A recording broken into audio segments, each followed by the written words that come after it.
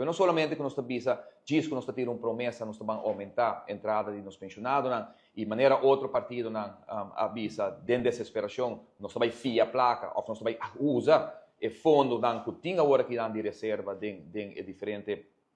institutos aqui, qual naturalmente é uma loucura, sobre ora lo que basta uno, volve a crescer deve de país Aruba como se fosse como nós sim é less que nós meses assim por dizer para o que trata landspaket e para ter relação com o terreno no momento aqui, off de caso aqui bom compreender que se vai touch de fundo não que sei que men com um par de anos tem que back na pueblo e contrário da gami bisa aqui como ponto na clave de nosso programa nós está pondo bom claro, nós está contra o aumento de idade de pensão, maneira que agora proponia agora que dê landspaket para ribeirar nas 66 anos e para depois consecutivamente seguir Gisele. Partido PPA não lo permitia aqui, nós não queremos dinheiro tampouco, nós queremos que nós pensamos nós huiswerk, nós precisamos procurar reduzir gastos no governo, dar fundo necessário adicional na AZV, na SVB para cobrir a diferença que tem, para de forma que não tem currículo na medida de atrobe vai aumentar a idade de pensão aqui na Aruba.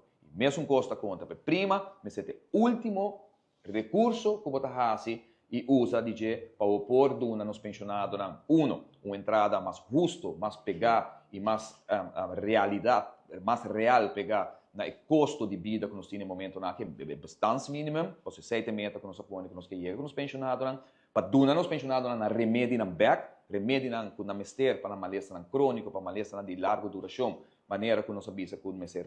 pode regressar, mas te percurar que o pensionado jamais e nunca mais em sua vida também paga 2 viagens mesmo entrada, que já acaba ela paga pensão de budget, que já acaba ela paga imposto de budget. E nós vamos percurar, lei na hora adaptar e cambiar de tal forma também que não por castigar o pensionado de momento mais vulnerável de sua vida, maneira que está no momento aqui. E por último, cria a oportunidade